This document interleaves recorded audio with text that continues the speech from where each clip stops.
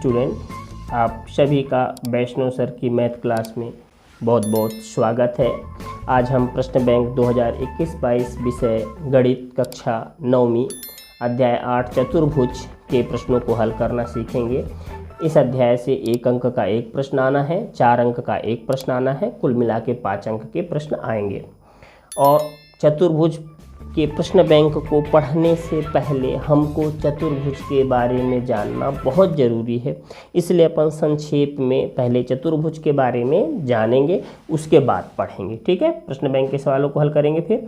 तो चलें, आपको दिख रहा होगा कि समांतर चतुर्भुज के बारे में देखते हैं। तो देखिए, ये एक समांतर चतुर्भुज दिया है हमको। समांतर चतुर्भुज कौन सी प्रॉपर्टी रखता है? एक चतुर्भुज जिसमें सम्मुख भुजाओं का प्रत्येक युग्म समांतर होता है। तो आपको ध्यान रखना है, समांतर चतुर्भुज में जो सम्मुख भुजा के ये दोनों आमने सामने की भुजा है ना, तो ये समांतर होती हैं और बराबर भी होती हैं। उसी प्रकार जो ये वाली भुजा है आपकी और ये वाली भुजा, ये दोनों भुजा भी समांतर होती हैं और बराबर भी होती हैं। ठीक, फिर समांतर चतुर्भुज कौन सी प्रॉपर्टी और रखता है? विकर्ण एक दूसरे को समद्विभाजित करते हैं। मतलब जो ये विकर्ण है और ये विकर्ण जो आपस में ये विकर्ण है, एक दूसरे को दो बराबर भागों में यहाँ ओ पे काट देते हैं।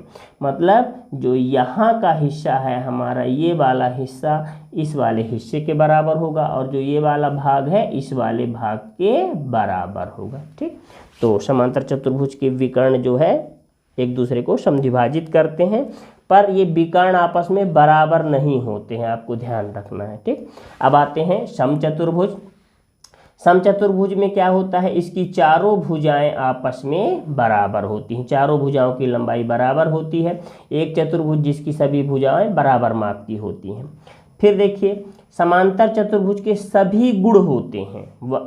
समचतुर्भुज में समांतर चतुर्भुज के सभी गुण होते हैं, मतलब आमने सामने की भुजा समांतर होती हैं और बराबर भी होती हैं। और इसके विकर्ण जो है, समांतर चतुर्भुज में भी विकर्ण बराबर नहीं होते थे, इसमें भी विकर्ण बराबर नहीं होते। ठीक, तो लेकिन इसके विकर्ण एक दूसरे को दो बराबर भागों में काटते हैं। समांतर चतुर्भुज के विकर्ण भी एक दूसरे को दो बराबर भागों में बांटते थे। ठीक है, अब देखिए, लेकिन समचतुर्भुज में विकर्ण जो है, ये वाला विकर्ण और ये वाला विकर्ण, ये लंबवत होते हैं। मतलब आपस में यहाँ पे 90 अंश का कोण बनाते हैं। यहाँ भी 90 कोण, यहाँ भी 90 का कोण, यहाँ भी 90 अंश का कोण, यहाँ पे भी 90 अंश का कोण बनाते हैं। अब आते हैं आयत। एक समांतर चतुर्भुज जिसमें एक कोण समकोण होता है। आयत क्या होता है? एक ऐसा समांतर चतुर्भुज होता है जिसमें यहाँ सभी जो कोण हैं ये 90-90 अंश के होते हैं। ठीक है, ये सभी कोण जो है 90-90 अंश के आयत में होते हैं, ध्यान रखना है आपको। और जो आयत के विकर्ण होते हैं, देखिए समांतर चतुर्भुज के विकर्ण तो बराबर नहीं होते थे, पर आयत के विकर्ण बराबर होते हैं। ये विकर्ण आपस में क्या होते हैं? बराबर होते हैं। और इनके विकर्ण भी एक दूसरे को समद्विभाजित करते हैं, दो बराबर भागों में बांटते हैं। फिर आते हैं वर्ग। एक आयत जिसकी सभी भुजा बराबर होती है। वर्ग में क्या होता है? इसमें चारों भुजाएं क्या होती हैं? बराबर होती हैं और ये भुजाएं आपस में समांतर भी होती हैं। ठीक है, सम्मुख भुजाएं समांतर भी होती हैं और बराबर भी होती हैं। और वर्ग में चारों कोण 90-90 अंश के होते हैं, आपको ध्यान रखना है। वर्ग में चारों कोण कितने के होते हैं? 90-90 अंश के होते हैं। और जो ये विकर्ण होते हैं वर्ग के, ये विकर्ण बराबर लंबाई के होते हैं। ठीक, और यहाँ पे 90 अंश का कोण बनाते हैं। ठीक, और इधर इसके विकर्ण भी एक दूसरे को दो बराबर भागों में बांटते हैं। ये वाला विकर्ण भी दो बराबर भागों में बढ़ जाता है। ठीक, जो अपना ये 5वां है, इसकी अभी ज़रूरत नहीं है हमको, इसलिए इस प्रगुण को अभी अपन नहीं देखेंगे। ठीक है, तो चलें चलते हैं, अभी स्टार्ट करते हैं। एक बात और आपको ध्यान रखना है कि जो हमारा चतुर्भुज होता है उसके चारों कोणों का जोड़ 360 अंश होता है। देखिए, पहले विकल्प में यही प्रश्न है आपका। तो देखिए, किसी चतुर्भुज के चारों कोणों का योग कितना होता है? 360 अंश। दूसरा, यदि एक समांतर चतुर्भुज के विकर्ण बराबर हों तो क्या होता है, वो आयत होता है। यदि एक चतुर्भुज के विकर्ण बराबर हों और परस्पर लंबवत हों तो वो क्या कहलाता है, एक वर्ग कहलाता है। वर्ग एक आयत है और वर्ग आयत के साथ साथ क्या होता है, एक समचतुर्भुज की भी प्रॉपर्टी रखता है। ठीक, फिर आ जाए खाली स्थान में। तो देखिए पहला, एक समांतर चतुर्भुज में सम्मुख भुजा क्या होती हैं, बराबर, तो खाली स्थान में बराबर भरेंगे। दूसरा, यदि एक चतुर्भुज के विकर्ण एक दूसरे को समद्विभाजित करें तो वह एक समांतर चतुर्भुज होता है। फिर आ जाए तीसरे में, आयत का प्रत्येक कोण देख चुके हैं अपन 90 अंश का होता है, समकोण होता है। एक समचतुर्भुज के विकर्ण परस्पर लंबवत होते हैं, देख चुके हैं अपन समचतुर्भुज के विकर्ण कैसे होते हैं, लंबवत होते हैं। पांचवा, एक समचतुर्भुज के विकर्ण एक दूसरे को परस्पर समद्विभाजित करते हैं। आ जाए अगले प्रश्न में, क्या है, सत्य। एक आयत अथवा एक समचतुर्भुज एक वर्ग होता है। तो देखिए आयत एक समचतुर्भुज एक वर्ग होता है, तो ये असत्य है। आयत जो है समचतुर्भुज और वर्ग नहीं हो सकता, क्योंकि आयत के विकर्ण जो है 90 अंश, विकर्ण आपस में एक दूसरे को 90 अंश पर नहीं काटते हैं, इसलिए। ठीक, तो ये असत्य है। एक वर्ग एक आयत है, तो ये सत्य है, वर्ग जो है एक आयत है। और एक समचतुर्भुज भी है, तो ये सत्य है। ठीक, फिर आ जाए तीसरा, आयत के विकर्ण परस्पर समद्विभाजित करते हैं, तो आप देख चुके हैं आयत के विकर्ण परस्पर समद्विभाजित करते हैं। फिर आ जाए वर्ग के विकर्ण परस्पर समकोण पर ना तो समद्विभाजित करते और ना बराबर होते, तो ये गलत है। वर्ग के विकर्ण परस्पर समकोण पर समद्विभाजित करते हैं और बराबर भी होते हैं, तो ये असत्य हो गया हमारा। पांचवा, समचतुर्भुज के विकर्ण परस्पर समकोण पर समद्विभाजित करते हैं। तो समचतुर्भुज के जो विकर्ण होते हैं परस्पर समकोण पर समद्विभाजित करते हैं, तो आप देख चुके हैं कि ये सत्य है। समचतुर्भुज के विकर्ण क्या है, लंबवत होते हैं, जो लंबवत हुए मतलब सब समकोण 90 अंश का कोण बनाएंगे। अब आते हैं अगले प्रश्न में, एक वाक्य में उत्तर देना है। किसी समांतर चतुर्भुज का एक विकर्ण उसे कितने सर्वांगसम त्रिभुज में विभाजित करता है।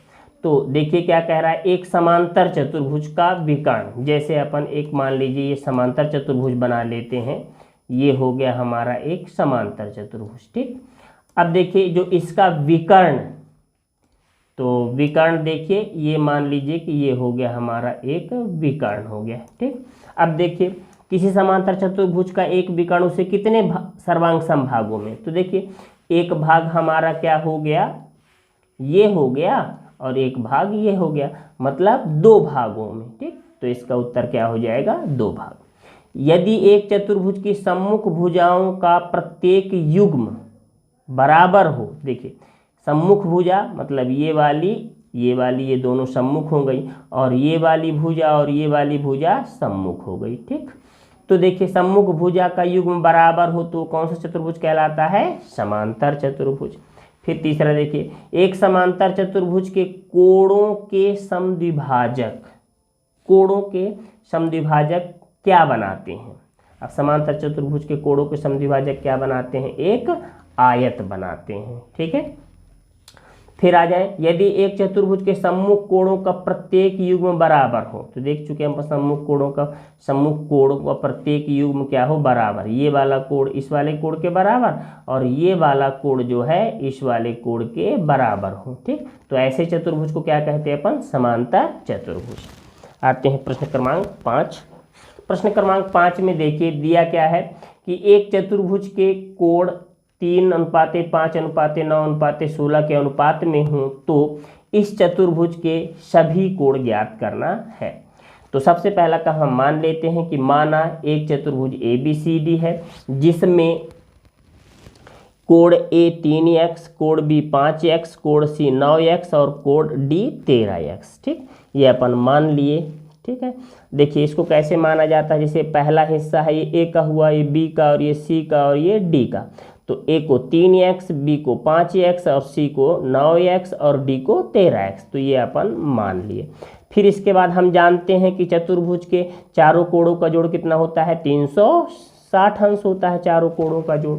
तो चलें इसको हल करें।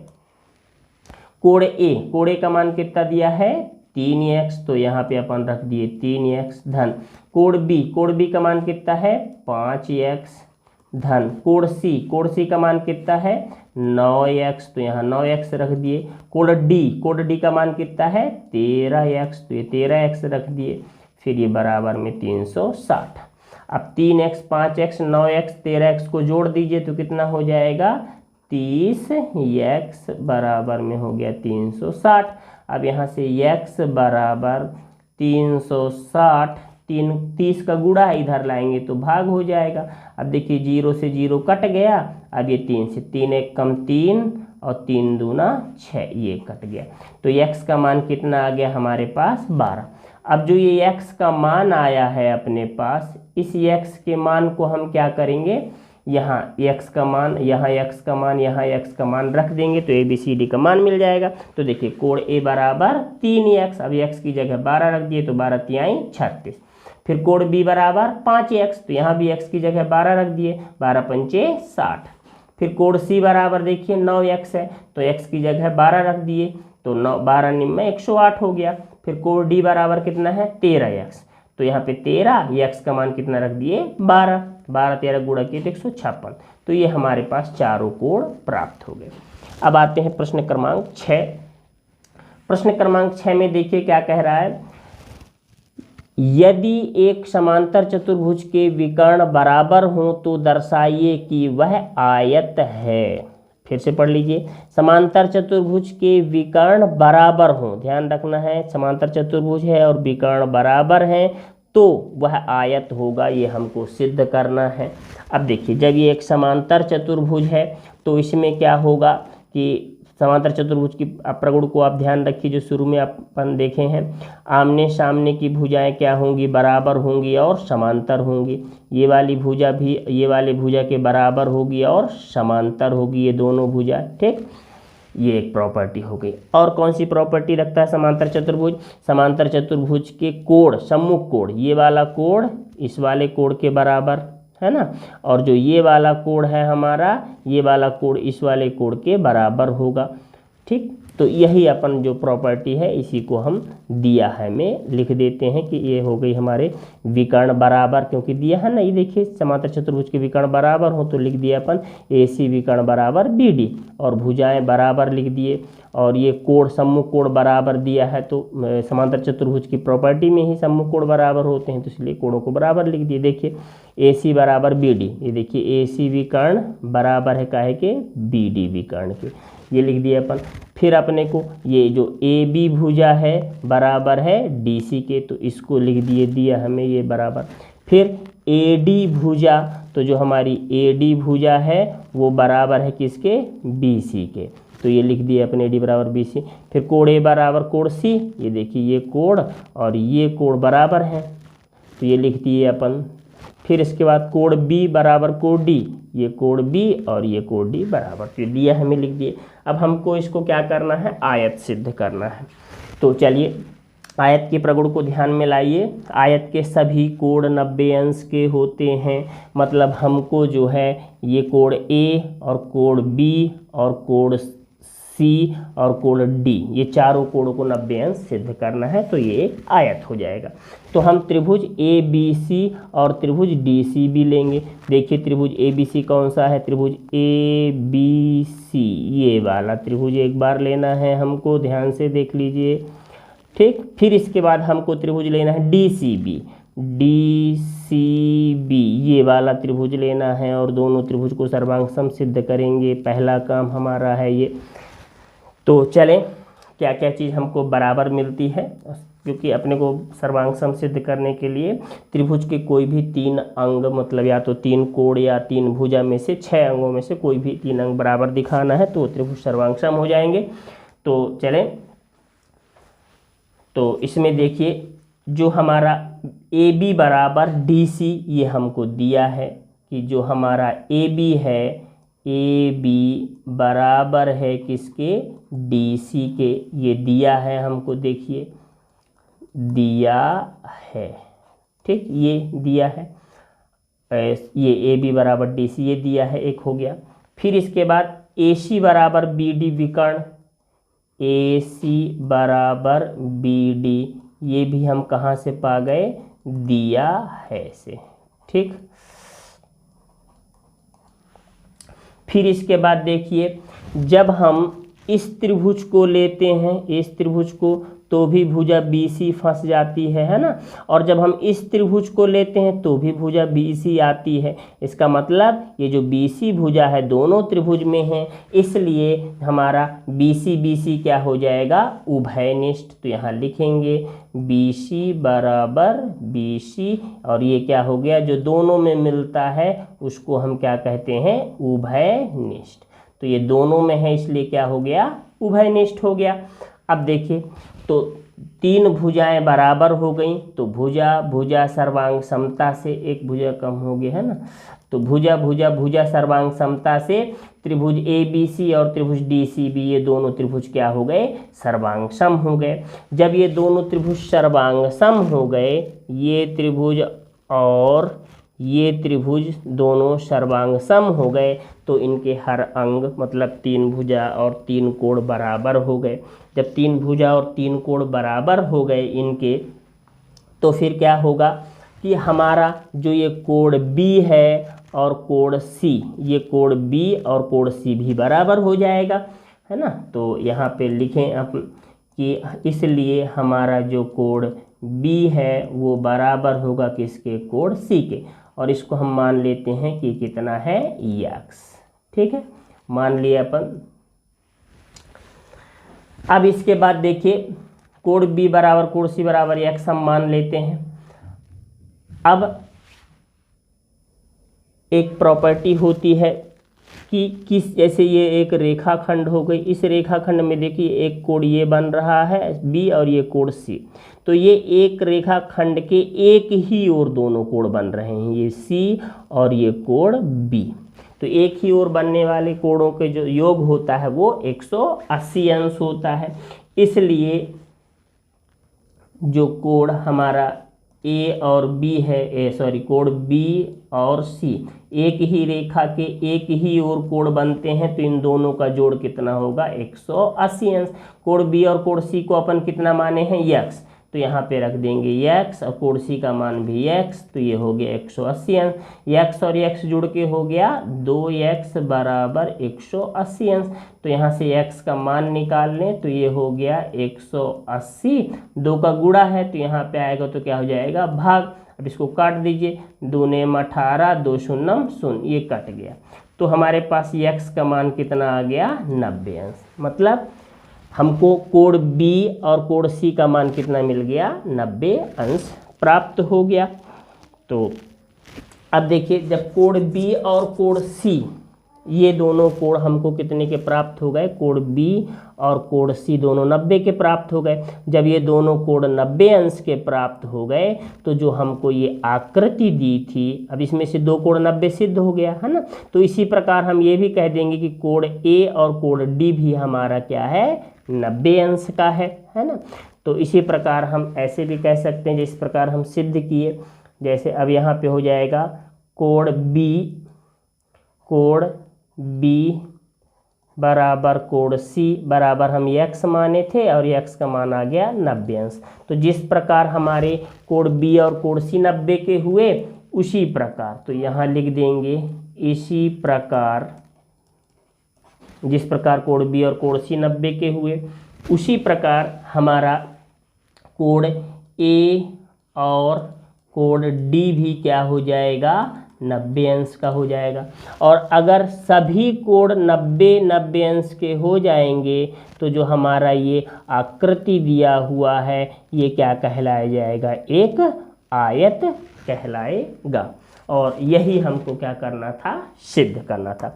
तो इसी के साथ हमारी जो आज की वीडियो है समाप्त होती है। सभी बच्चों का बहुत बहुत धन्यवाद।